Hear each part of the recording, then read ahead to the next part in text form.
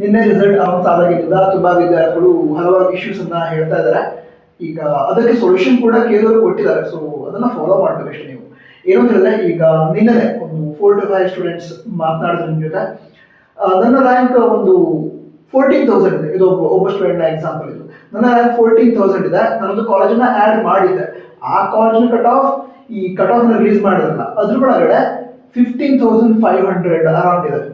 ನನಗೆ ಸಿಗ್ಬೇಕಿತ್ತಲ್ಲ, ಬಟ್ ಸಿಕ್ಕಿಲ್ಲ. ಏನ್ ಮಾಡಬೇಕು ಅಂತ ಕೇಳ್ತಾ ಇದ್ರು. ಸೊ ಇದೇ ರೀತಿ ನಿಮಗೂ ಆಗಿದೆ ಅಂದ್ರೆ ಆಪ್ಷನ್ ಸ್ಟೂಡೆಂಟ್ ಕಾಲೇಜ್ಗಳನ್ನ ಆಡ್ ಮಾಡ್ಕೊಂಡಿದ್ದೀರಾ. ಈಗ ಕಟ್ ಆಫ್ ರಿಲೀಸ್ ಮಾಡಿದ್ರಲ್ವಾ, ಅದನ್ನ ಚೆಕ್ ಮಾಡಿದಾಗ ನಿಮ್ಗೆ ಸಿಗೋ ರೀತಿ ಇದೆ ಸೀಟ್, ಆದ್ರೆ ಸಿಕ್ಕಿಲ್ಲ.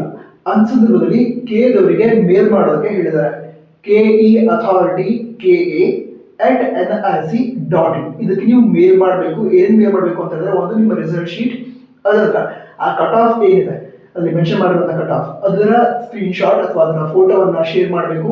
ಅದರ ಜೊತೆಗೇನೆ ಈ ರೀತಿ ಪ್ರಾಬ್ಲಮ್ ಆಗಿದೆ, ನನಗೆ ಸೀಟ್ ಸಿಗೋ ರೀತಿ ಸಿಕ್ಕಿಲ್ಲ ಅಂತ ಮೇಲ್ ಮಾಡಬೇಕು. ಇವತ್ತು ಲಾಸ್ಟ್ ಡೇಟ್, ಇವತ್ತು ಸಂಜೆ 5 ಗಂಟೆ ಒಳಗಡೆ ಮೇಲ್ ಮಾಡಿ, ಸರಿನಾ? So all the best. ಜೈ ಹಿಂದ್, ವಂದೇ ಮಾತರಂ.